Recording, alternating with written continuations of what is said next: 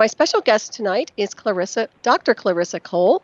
And Dr. Clarissa Cole is a doctor of forensic psychology. She has over a decade of experience with criminals of all stripes, sex offenders, serial killers, and gang members. She began her career in a state hospital for the criminally insane, moved to San Quentin counseling offenders on California's death row, and currently supervises risk assessments across the state. Her goal is to understand the criminal mind in an effort not only to fathom why criminals do what they do, but to create change by offering help to those whose society deems to be beyond assistance. Sometimes it's through therapy with the perpetrator, and at other times it's through offering insight to the victims, the families, and to the public. Her website is thecriminalcode.com. I believe she had another one, which was clarissacole.com, but that's changed. If I'm not mistaken, we'll make sure of that. And please welcome Clarissa to the show this evening. Hello there. Hello. Hi, it's wonderful to have you on tonight. Thank you for joining us.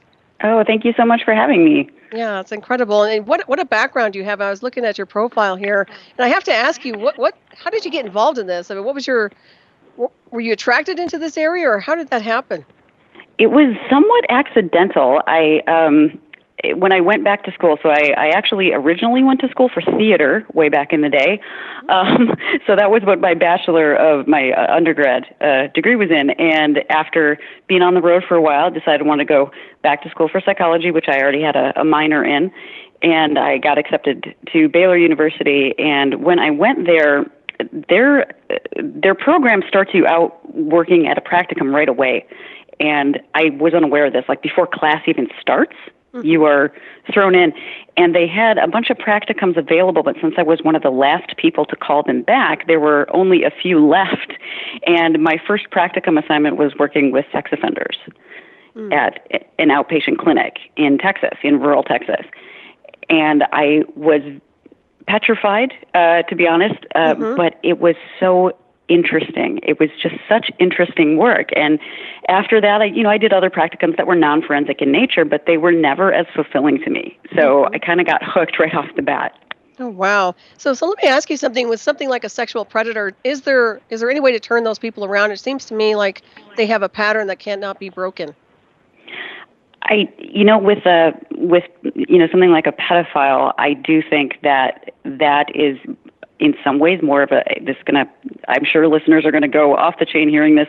I do think that it is somewhat of a sexual preference that seems to start incredibly early, and it is not due to abuse. In fact, less than half of pedophiles were abused themselves. So there seems to be very little link there. And can it be changed, that preference? I don't think it can be changed, but I do think that their behavior can be modified so that they can be safe. But when it comes to, a sexual predator that is someone that is a pedophile but also murders their victims, that's a different animal altogether. And I don't think that there is any sort of ability to behaviorally curb that on the outside that I'm aware of. Yeah, I kind of agree with you on that one. I look at some of the Islamic extremism, for example, with the pedophilia at such a young age and the abuse that happens with their quote-unquote illusion of families. But I think that is a pattern that cannot be broken, in my opinion anyway. It just seems like it's something that they choose to do, an ideology to some extent. So I'd like to also ask you, what attracts you to the criminal mind, or what do you think creates a serial killer, first of all? Oh, gosh. I think there's a bunch of different avenues to get there. Unfortunately, there isn't just one. If there was, I think we would try to track that down and change it. But I think you can be born psychopaths are born, not made. So if you're born a psychopath, I think that puts you at a higher risk because you have no empathy. There's no born-in empathy. And then if you have a very rough upbringing, specifically with the mother, it seems to really lend toward going down that path. So I think that, but you can also not be a psychopath. There are plenty of serial killers that are they're not psychopaths. They're antisocial, typically criminally minded, but for some reason they're drawn toward killing and killing repeatedly. And what are some signs of a psychopath besides the no empathy? What are some giveaways? I guess an accomplished psychopath, to put it that way, is usually superficially kind of glib and charming. They're someone that a lot of people like. They have very good social skills. They're chameleon-like in that when they get into a social situation, they're able to very quickly read it, register what's going on and how they are expected to behave, and they behave that way. But in their sort of down moments, I noticed this with all psychopaths I've come across, when there is a lull in the conversation, a lull in something happening, their face typically goes very blank. Because the emotion that they're feeling isn't genuine. So when everybody has stopped laughing at the joke and they think no one's looking at them, their face is typically kind of creepily placid. Oh, wow. That's very interesting. Yeah, they're not feeling that emotion genuinely, but they are very likable, usually, in most circumstances. They're kind of grandiose, though. They tend to be a bit narcissistic because I think, sort of byproduct, because they can't feel for other people. That might be, part of it. They engage in risky behavior. They're always going to take risks, whether that be with gambling, spending, driving too fast. They just can't seem to help being attracted to that adrenaline rush. So I would expect it to be somebody with either a risky job or risky hobbies. Well, I've known a lot of people like that, Clarissa. Yeah, no, I have creepy. too. Oh my goodness. Yeah, but not all psychopaths are killers. So right. Yeah, that's very interesting. Yeah, and that's the part too. Now how did you get in doing the counseling that you were doing? I know we kind of touched on this off air with the San Quentin, San Quentin, but how did that happen? Starting at San Quentin, or? Well, basically, yeah, just going and counseling the offenders over in death row. Well, I started at a hospital, at Napa State Hospital, which is a hospital for the criminally insane, and it was becoming very unsafe to work there because custody is not on the units at this place. So if something, and they're all out, they're not locked in, they're locked on a unit, but they're not locked into rooms, and so you have large groups of patients who may not be medicated properly yet, and are very labile with their mood, and they tend to act out. So I was on a unit that was having upwards of 6 assaults a day of other patients and staff, and we were expected as staff to do the takedowns on these patients. And so I'd gotten injured. I knew people that were gravely injured, and I knew it was only a matter of time if they didn't put custody on the units that somebody would be killed. Which actually happened very soon after I left the unit that I worked on. It was very tragic. Anyway, I transferred to San Quentin because it was in, near Napa. I was in the Bay Area. I transferred to San Quentin, and I thought, hey, it'll be like the same thing. I got there, and I had a meeting with my boss at the time, and I'm going to out myself on the air because it's embarrassing, but it's true. I got into the room, and he said, do you have any problem working on a condemned unit? And when he said that, I literally got flashes in my mind of wearing a hard hat because I thought that it's a very old and maybe the building itself has been condemned. I had no idea what he was talking about. But I said, no, I think that'd be fine. And I was assigned to a caseload of all men on death row, and very quickly found out what that was about. That sounds so hardcore on so many different levels. We touched base on the toxicity involved, but when you're dealing with these people, is there any real hope for them on any level? It seems to me like they're just kind of a lost cause. I know that sounds kind of cold, but I'm really wondering, they spend so many years in those places, they get trained in those environments. What is your take on any hope for them? I'm interminably hopeful. I always have been, and I have met offenders that reestablish that hope.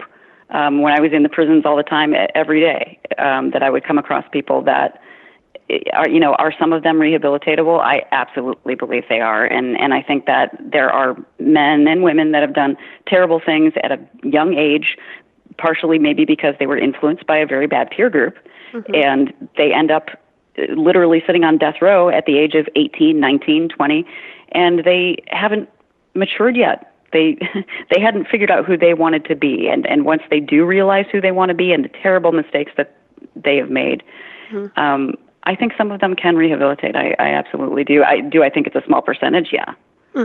Right. Being realistic about it. Yeah, no, that makes sense. And a lot of this, you talk about the gangs a little bit. Obviously, that probably entails drugs and no role models to some degree. Oh, I can't tell you the number of kids that, even both parents, typically the father is absent, but also the mother may have been in and out of jail. They maybe spent time with grandparents, but even that fell through.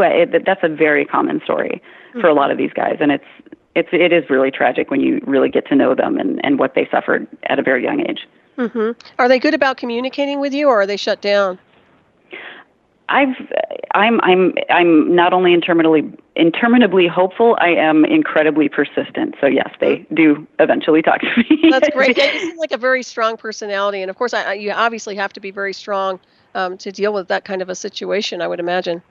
Well, I can see why they would shut down, though. I mean, considering that the average, I was telling you before we hit the air, the average lifespan of the typical San Quentin employee when I started there, it's not like that now, but when I started there was 2 weeks. And I'm not just talking for psychologists, I'm talking for officers, too. So when you start as a new staff at San Quentin and you walk on a death row, and I was one of the only females under the age of 40 working there at the time, they don't expect you to stay. Mm-hmm. So, when you pull them out of their cell the first couple of times to talk to you, they're not going to talk. And that makes absolute sense. So if I had to keep pulling them out of their cell every week for several months and just sit in silence with them, that's what I did. Mm-hmm. And just do you prove to them, right, I'm going to be here. Yeah. And do you have an armed guard with you at that time? Oh, no. No, everything we do is confidential. So we're not allowed to have any officers within earshot. So that means not just outside the door, but they can't be standing right next to the door either. They need to be far away. And, in some cases, like on death row, they do have to be in what is called a therapeutic module. It's actually a cage inside the room, but they're not cuffed or anything like that. And in other places in San Quentin, they just sit at a table with you. There's no restraints involved at all. Okay, and you obviously haven't had anybody try to assault you while you were communicating. Knock on wood, no, I have not. I've had guys go psychotic. I have had them lash out at other people, but not at me. That's wonderful. I was going to say you should probably, I would imagine you might have a self-defense martial arts background, but I know I do. So I was just wondering if you had anything like that in your background. I mean, I've taken classes. I do have some self-defense, but I also am aware that things happen so quickly in that environment that I think I'd be almost naive to think that I'd be able to stop it. I hate to say that, but especially stabbings and things like that, I've seen them right in front of me, and it's amazing. Big guys that don't see it coming. So right. Yeah, it's almost part like of it is luck. Yeah, I would imagine. It seems to me like obviously something's not firing right with the brainwave activity. I know you touched on childhood and the possibility of trauma at a young age and parental units, mother or father, but also, do you think there's other things involved with that? Maybe a snap with drugs or alcohol, or is there something deeper than that? I do think drugs and alcohol play a big part in it. I've always wondered what happens when they start using as young as a lot of them do. Mm-hmm. Like what effect that has. I have had training in neuropsychology, but I'm not a neuropsychologist. I'm not a brain surgeon. I don't know what effects that has, but I feel like it has to have some with their developing personality, with their brains in general and how they work. And a lot of these guys start pretty heavy drug abuse it's very typical for me to hear it by age 12 or 13. Oh, geez. That's like their brain gets fried out, I would imagine. Yeah. Like, how do you develop any sort of control or maturity when you're, heavily using drugs by the time you're a teenager? Right. Yeah. So what are some forms of trying to rehabilitate these people or actually assist them in some way? Do you give them drugs, or is there medication involved? Is there meditation involved? What do they do? Oh, gosh, it takes a village. It really does. Because it needs to be in a complete shift. So, I'm one cog in the wheel of what helps. I mean, some of them are medication, but I'd say very few of them really have a need for it unless they really are mentally ill in a different capacity, with like depression, bipolar. They typically are not on medication, but it's a lot of, individual therapy. They get group therapy. They get, like art therapy. At the state hospital, we used to have animal therapy where the dogs, therapy dogs would come in. I know there are some programs that in other states that utilize horses, and, dog training. Some of the prisons out here have dog training, and all of that is, it all kind of gets, educational. I don't want to forget the educational department that works so hard with these guys. Mm-hmm. Right. So there's a world open to them, especially in the state of California. Mm-hmm. It really is all about rehabilitation. All they need to do is ask, get their heads on straight and start going in that direction. Well, it seems like, as you were touching on earlier, the success rate isn't real wide insofar as, how many people can actually be assisted in the long run there. And I'm always wondering to what degree all this is going to keep escalating. We kind of touched on how much crime has increased, or is it the fact that we just have the internet and we're seeing more of it through the internet? That is how I feel about it. I know that, again, the perception is very different of the public that, oh my God, crime is rising, it's so terrible. But when you look at overall crime rates in America statistically, they have been dropping. So, I mean, there's a few communities, Chicago, Oakland, where that is not the case. But for the most part, in America in general, crime rates have been going steadily down. So this perception that it's getting worse, I think, is a lot due to the media. Yeah, that makes a lot of sense here. I am very concerned about what's happening, though, with the specific terror cells and things like that could be activated. And once again, that's part of an entrainment program, I guess, to some degree when it comes down to it. What do you think makes people snap insofar as, situations like that where they just want to go in and destroy everyone and everything? I think it's a very very different type of offender that does that. I think that if it's a mass murder, let's say, that's a very specific profile. I do think it is somewhat predictable that, if you get to know that person or that type of personality, I do think that that route is somewhat predictable. People just don't see it until it's too late because the internet is a din of activity. There's so much going on. How do you zero in on the threat that is real as opposed to the 99% of them that are not? Exactly. Yeah. And I suspect you're a very good profiler when it comes down to that. I was going to ask you about some of your case studies and some of the investigations you've done. If you want to discuss some of those cases and what you found out about them. Sure. Okay. And I know you sent me some information, and you want to start with some of those, the two that you mentioned to me. Let's see here. Sure. I can start with a mass murderer, someone like Anders Breivik, because I think a case like his or any mass murder, like when you look at the Pulse shooting that happened in Orlando, it does really shock people to their cores because typically the type of offender that does this has not been violent before. There's somebody that kind of comes out of nowhere, comes out of your community. And then when they finally do become violent, it is in such a terrible, dramatic way. And those crimes always seem so much more shocking to me too, just as a citizen. Like, oh my God, this isn't a typical offender who is selling drugs on, throughout his life, who's been in and out of jail. This is somebody that's never been in the system.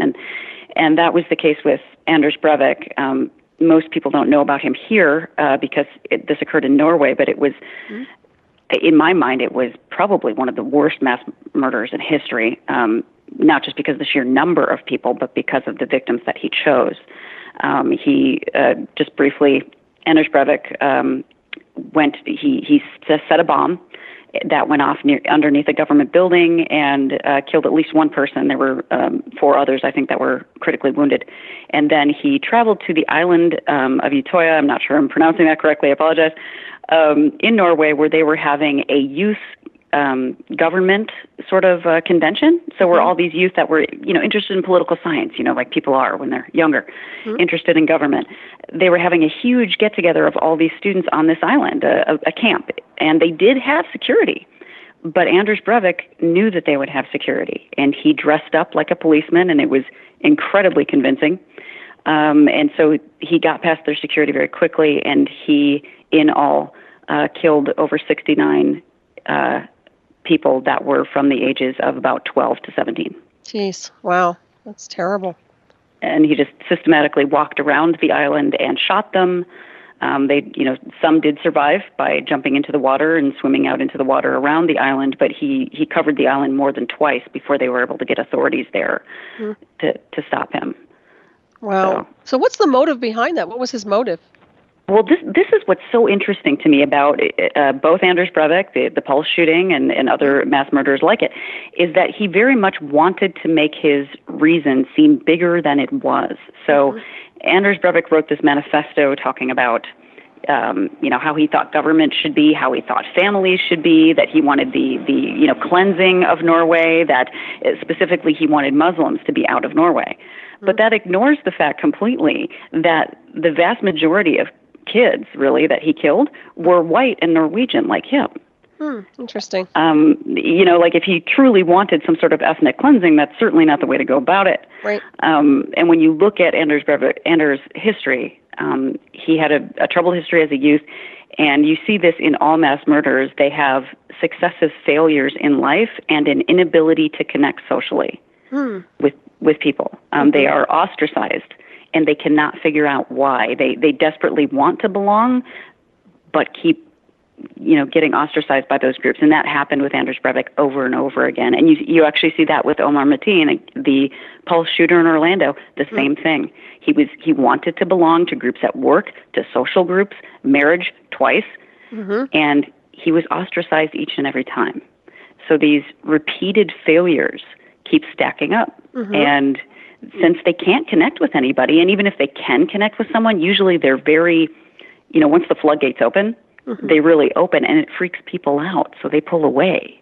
Right. They start telling people that they're so angry at their boss, their landlord, their social network, and if they meet someone new, and that new person gets kind of scared by it because there's so much anger there, and then they too pull away. So they have no outlet for any of this rage.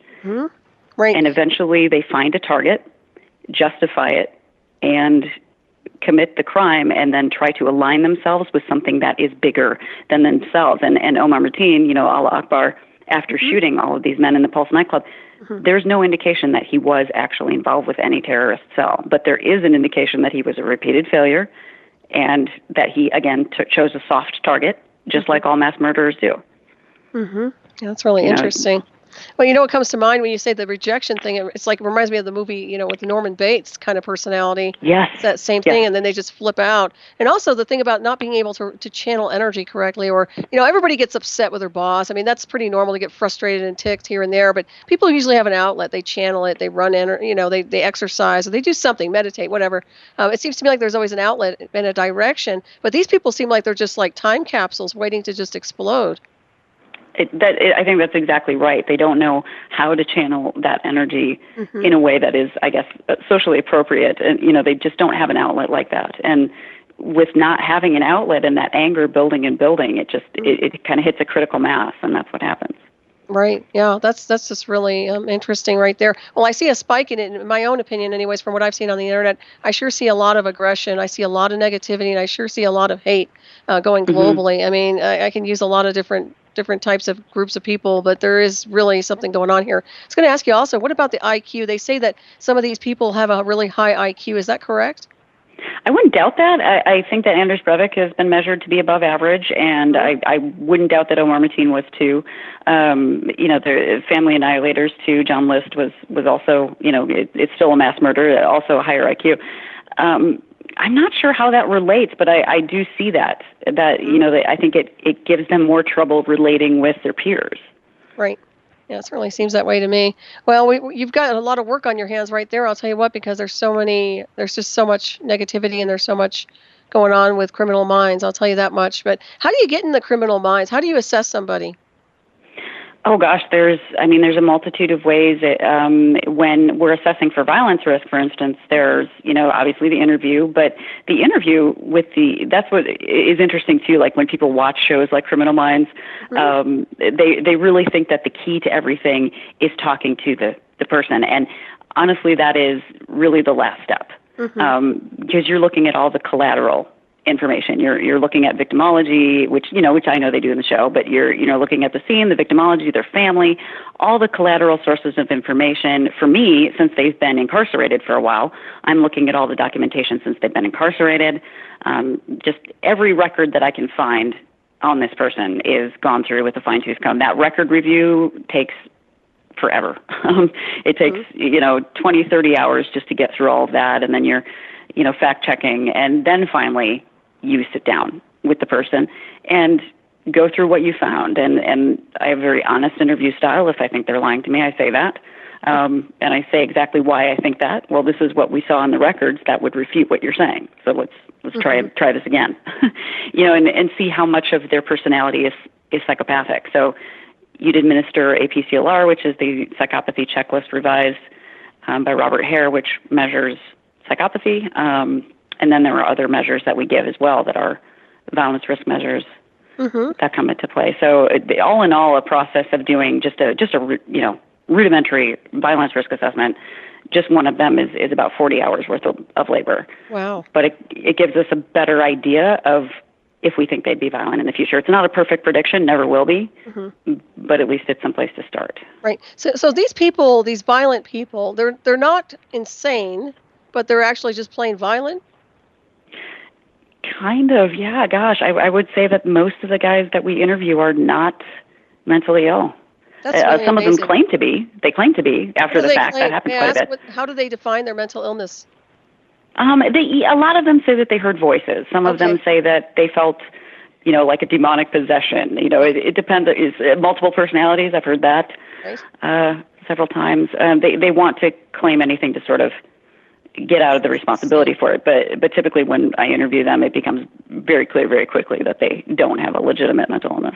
Well, can I ask you something? I don't know if you're familiar with MK Ultra and psychotronics or artificial telepathy or any type of EEG cloning or heterodyning. It's a covert technology that's used to attack and basically go after targets. And it is real, and it's a real valid technology. And that's why I'm asking you if these people are saying they're hearing a voice. That could be a mock radio communication system. And I may be totally out of your area, but I do know it because I know that I have books on this technology, and I've actually experienced the synthetic telepathy, so I know how it works. But it's all technological. And then my question to you is, do you think that that's a possibility, or have you even looked into that area to decode some of these people that claim that they're being affected on that level? There was only one case where I thought that this could apply, because there's a big difference between, and I think this is what people don't realize because of Hollywood movies. It really does get confusing, and because of what the media puts out there. When someone is psychotic, genuinely psychotic, schizophrenia is the typical one that people reference. They're not just going to hear voices. They're going to have an entire host of symptoms that goes with that. So they're going to have a lot of other symptoms that tip me off right away that, yes, they are genuinely psychotic and hearing voices, but they're hearing those voices because they are psychotic. And drugs can mimic that too, drug use. But when there is a case where someone is hearing voices, but they don't have the accompanying symptomology, that means that either they are maybe just flat out delusional and they don't have any other disorder, which is rare, or something else is going on. Because they should have the disorganization that a schizophrenic person has. Well, yeah, EEG cloning and heterodyning will create that false template, actually. I mean, it's all possible. That's really not my field of expertise. Well, I know. But I know. That is my field. That's why I'm asking you. But it's okay. I wanted to bring that to your attention because of your area. I think it's critical that people understand that there are people being targeted. I deal with targeted individuals, and these people are being hit with technology that's been measured through the frequencies incoming that are actually scrambling their neural circuits. I mean, literally, these people are getting brain hacked, and it's a very critical thing. It's an epidemic, and it's global. And maybe at some point in the continuum, you might look into that, and it might be something you can add on to what you're doing, because I think there is a component to what it represents versus the people. People are getting pushed and triggered, yes, and I think some people are just naturally wired to do that. And then there are other people that are getting programmed and they're getting psychotronically hit with technology, which is provable and measurable, that we can prove in a courtroom. So just a heads up anyway, but we can talk off air about it. But I just wanted to bring it up anyway. So. Well, there was one case that I found that was very interesting, that I can talk about. This was before I started at the prison. This was at the state hospital, where a guy came in and he seemed very lucid in every other way. He was not the typical disorganized psychotic. He was very intelligent, very with it, very, very motivated individual, which, usually the energy is very scattered by the time they get to the state hospital. He committed a crime that was a horrible crime, but he kept saying that people were following him, and he was convinced that people were following him. And when I first went in to talk to him, I always dressed very nicely. And some people, when they work at the state hospital, get a little sloppy. I always dressed up. And he was convinced that I was with whoever was following him.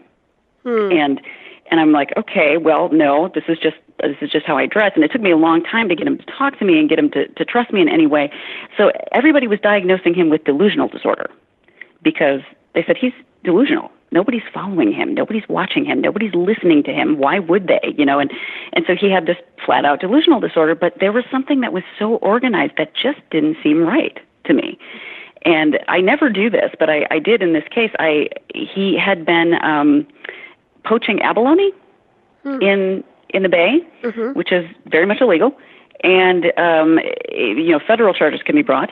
And it turned out that the feds actually were following him because he was the key to a ring that would sell it, that was selling this abalone in Chinatown. It's this random thing.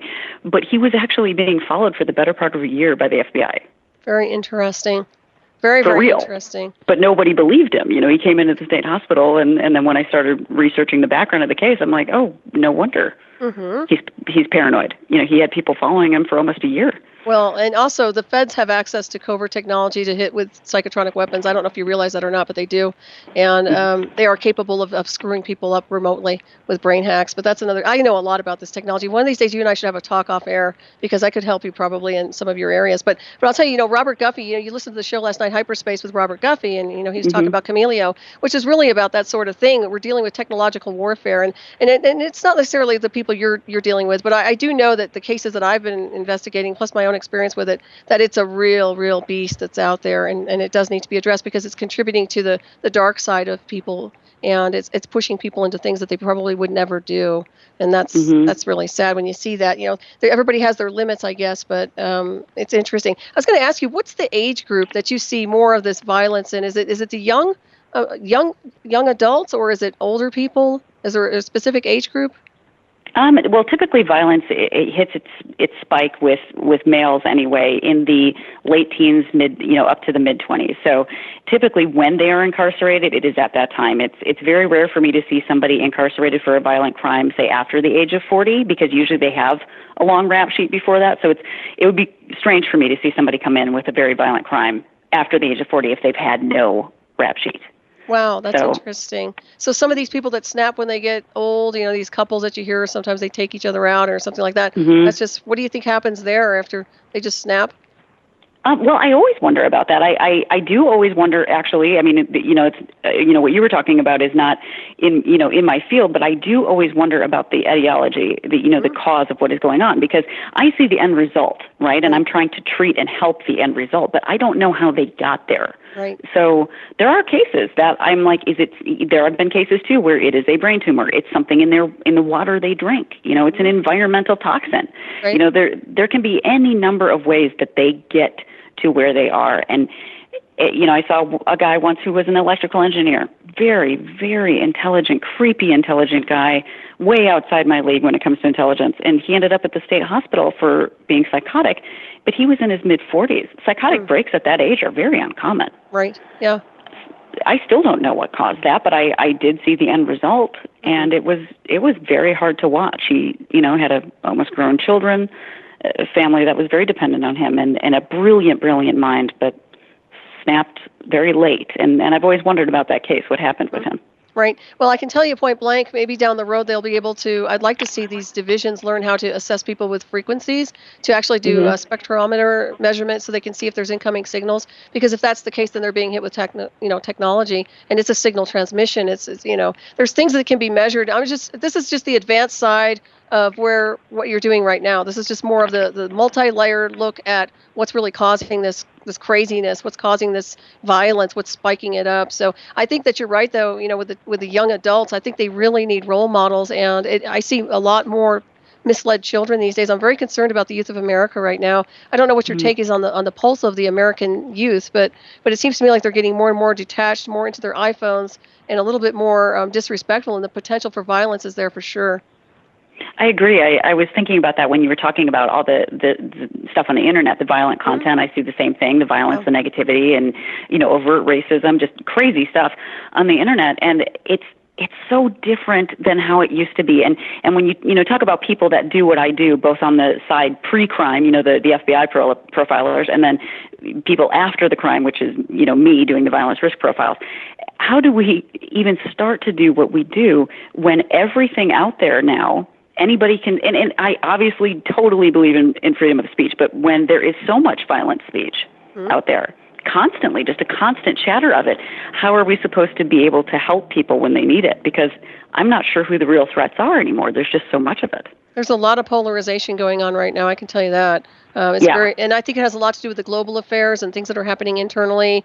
I can just go on and on, but I think we're in for some strange activity in our own country, but that's just me, kind of looking at what's going on long term. We do have a question here in the chat room. Let's see, it's from Olive. It's does she believe some of the killers let out of jail or institutions are controlled by another, and really nothing they can do yet kill as they are controlled to do so, whether it's government or others? That's kind of like what I was touching on with MK Ultra, or remote torture programs. But what's your take on that? I think that in the Fed system, in the federal system, I work at the state level, so I don't really think I see that. I think in the federal system, definitely, especially with guys that have military training. And I typically don't run into people like that, to be honest. The people that I'm working with are more street criminals, I guess. It's pretty rare for me to see anybody with training, and I would think that they would want to use somebody that had training. I mean, I would. Oh yeah, absolutely. Well, MK Ultra is an old program for mind control, so yeah, they can hit people even at older ages, and we can go on another scenario with that one. But yeah, do these people ever show any remorse or sadness for what they've done? Oh gosh, yes. I mean, the whole, there's no crying in prison. There's always crying in prison. I see it constantly. Almost every time I interview a guy, there's crying, and not in a bad way. I mean, a lot of these guys are incredibly remorseful for what they've done. But I wanted to go back to the last question really quickly. It was kind of a random thought that I had. When they were talking about closing down Gitmo, Guantanamo Bay, they were talking about closing down Guantanamo and sending those prisoners into the regular prison system, right? The terrorist organization, those are the high level guys, a lot of the guys at Gitmo. And I remember the talk in prison from the inmates being very excited about that because they would finally have access to someone that is high level with really good resources to both weapons and money. Wow. So it's not that I agree necessarily with what is going on at Guantanamo Bay, but I absolutely agree with keeping those people separate from the regular guys that we have in our system, because the people at the state level are not trained to deal with those guys. Well, it seems to me that's the sad part. What I'm looking at here is that it seems to me like a lot of these people don't understand what's really going on a multi-layer level. And I get it too. It's kind of like Humpty Dumpty. I mean, you're trying to patch people together that are kind of damaged to some degree. They've been through all these different whatever has happened to them in their quote unquote childhood, and then they become violent and start all these crimes, and then they get in that pattern. But something else is going on, and I still think it's very multi-layered, just from my perspective and in my own experience. But I could just go on and on about this, but anyways, it's very interesting. I was going to ask you, how many crimes would you estimate go unsolved each year? Oh God, so many. I would love to be able to estimate, but I can't. I mean, oh God. I mean, just the guys that I talk to, the crimes that they tell me about that they committed that were, maybe even never discovered, violent crimes, things that people still haven't, found out about. Oh God, the estimation, it would be ridiculous. There's, and I've talked to guys occasionally that say, and I believe them sometimes, they say that they're in prison now for something that they didn't do, because they were, they're caught up with a gang or whatnot, and they got popped for something that they actually were not a part of. And there's a part of me that believes them sometimes when they say that, but usually I look at them and say, how many crimes did you commit that you were not caught for? Right. And they'll usually laugh and say, oh God, hundreds. I'll go, so this might be karma then, so let's just go from there. That karma does have a way of doing that. Yep, and then we go move on, but there's a lot. I can imagine. So what's the most violent crime that you've come across insofar as just I don't know, serial killer types? Oh gosh. My brain is being flooded right now. The really horrible part is that I read about this, the reports that, I'm a supervisor now, and the reports that my people do are on guys that that have life terms in prison. So I read about it every day. If you have imagined it, I have read about it. It has happened. Oh God. I mean, the beheadings, cannibalism, the whole, right. The whole nine. And it's interesting. Where do you think they get the ideas for that? Because, if you look at the Middle East, that's the norm for them when they commit crime. So I'm wondering, do you think this has something to do with the internet and being influenced by the internet and influenced by looking and seeing these people like ISIL and all these other groups that are doing these hellacious things, and they get them and they kind of want to mimic that behavior? Do you see that at all? I really don't. And like I said, I'm not dealing with people on the federal level, but when these people are engaged in the violence, it is a very, for lack of a better word, it's a very intimate act. And it is coming out of what they themselves want to do to this person. And So a lot of times when there is something that is just incredibly horrific and difficult to read about, when we're talking to that individual, I've never heard them reference anything about the media. It is about what, in that moment, what they felt moved to do. It's most violent crime, especially the really horrific crimes, they're intimate. They're up close and personal, and they take time. So do I think that they're being influenced by the media? I actually don't. I think that this is kind of coming out of their psyche for whatever reason. Right. It almost reminds me of some kind of a possession. I don't know what your take is on ritual-based killings and things like that, but it seems to me like, do you see any of that going on? And kind of I see guys that claim it. Do I see any sort of proof that it is actually going on? Not much. It's very, very rare that I see any sort of ritualized crime that is actually connected to a ritualized group. I mean, a lot of times it's a guy that is very disorganized themselves and psychotic and believes they may be hooked up with something, but they typically are not. Right. That makes sense. What about, we were talking about how I'm an animal advocate, and I know you are too. And what about the animal abuse that's really escalated? And do you see that pattern basically going into and leading into abusing people, obviously? Oh yeah, that's one of the triad for psychopathy. So the triad for psychopathy is fire setting, wetting the bedwetting. Sorry, I don't want to use my technical terms, and abusive animals. So if I'm talking to somebody who I think may be a psychopath, and I'm doing the assessment as it goes along, I always ask about animal abuse, and when I see rampant, very cruel, and I'm not, shooting a bird with, which I still hate, but, shooting a bird with a BB gun and then feeling bad about it, that's fairly typical. But when you see the abuse where they seem to take joy in it, that's one of the triad for psychopathy. So I know I might be dealing with a psychopath at that point. Right. It seems like they get a euphoric high off of that. Oh, they absolutely do. And I would say that the vast majority of prisoners who are not psychopaths really bond very strongly with animals, which is why we have the dog therapy programs and horse programs and things like that. I mean, I see guys that have, I see pets of all kinds at San Quentin, pet rats, pet mice, pet birds, anything that could get into the institution through a hole in the wall or a window. It happened. They had like little sparrows that they trained to do different things. So the vast majority of prisoners are very attached to animals, just like anybody else is. But when you're dealing with a psychopath, they find it fun. Yeah, it's almost like a chemical imbalance in their brain. Oh, definitely. Oh, I think it's definitely. You can see it on PET scans. You can see that the part of their brain that is supposed to light up when something loving is happening. So when they see hugging, touching, family joy, that part of their brain does not light up. But when you show them something like torture, that part of their brain does light up. Wow, it's wild. Is there a way to reverse that? Not that I'm aware of, no. It's just interesting. And there's no therapy that works for it, so. Not even, I know that in the old days they used to do a lot of that electroshock, but that's for the psycho, insane people, I guess.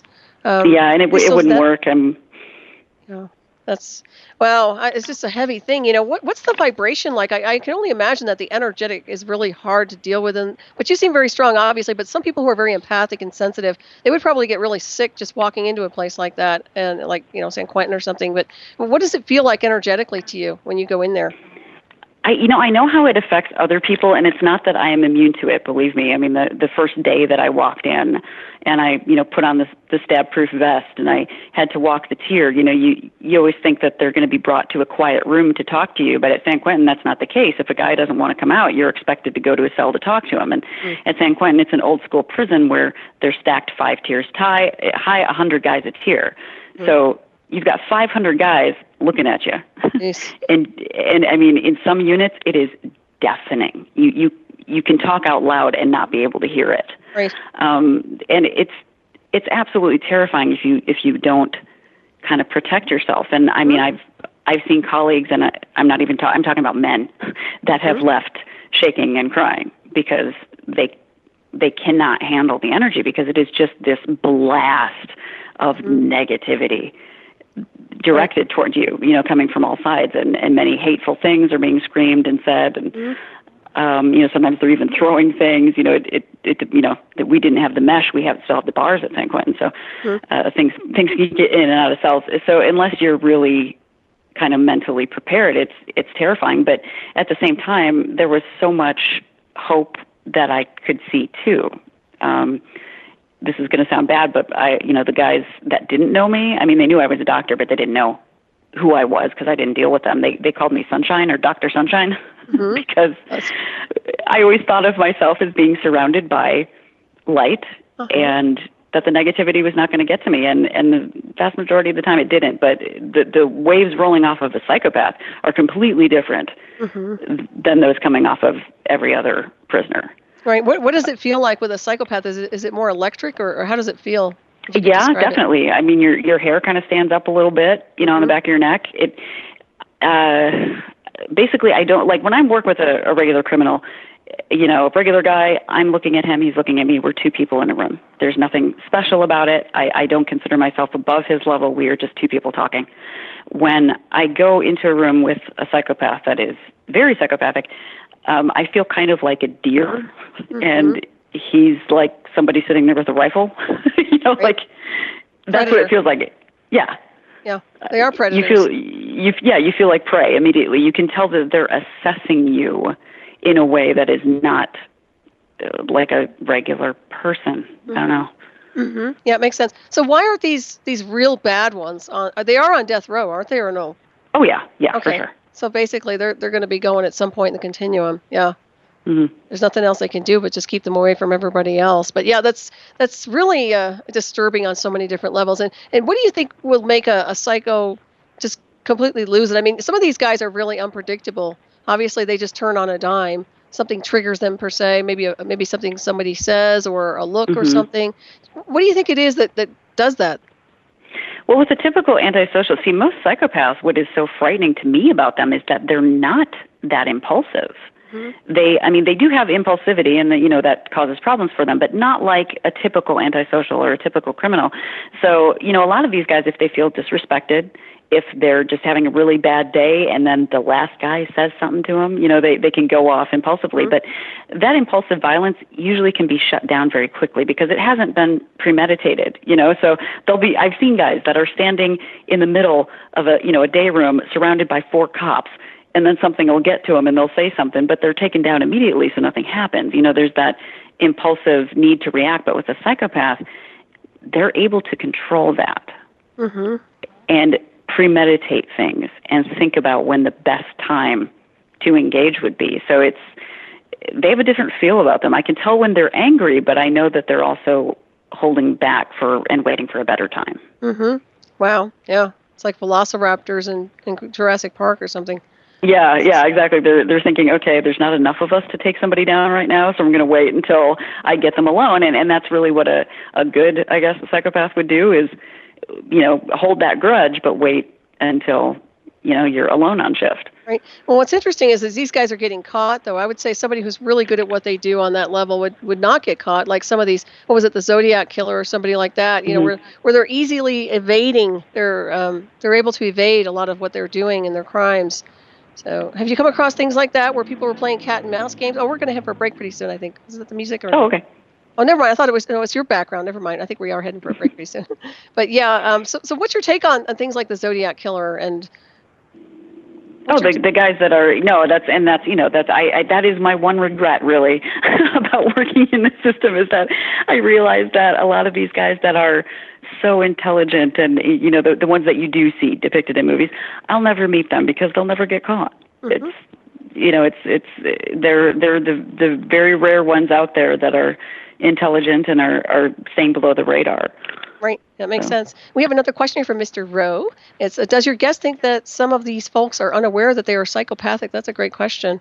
And that they do absent-mindedly, if that makes sense? I've come up to guys that they don't know the word for it. Like that they don't know that it's called psychopathy or being a psychopath, but they all know from a young age that they are different. So I've never met a psychopath that didn't know I mean, really know to the core of his being that he was different than other kids, that he was different than other people. So they don't necessarily recognize it as something that is wrong, like this is wrong with me, I'm damaged. They just know that they don't feel things the way other people do. Mm-hmm. So they I've had guys who have been very open with me saying that, when, I would do something to my brother and he would cry, I didn't understand. Wow. I didn't understand when mom and dad got mad at me and they whooped me, and I wouldn't respond with fear because I wasn't afraid. I didn't know I was supposed to be. They don't feel that fear. So they know something is different. They're just not sure what to label it. That's amazing. And I always wonder what's going on with them. Like, obviously, maybe it's trauma related or maybe bad parenting. How much do you think of this as bad parenting that happens to these people as they grow up?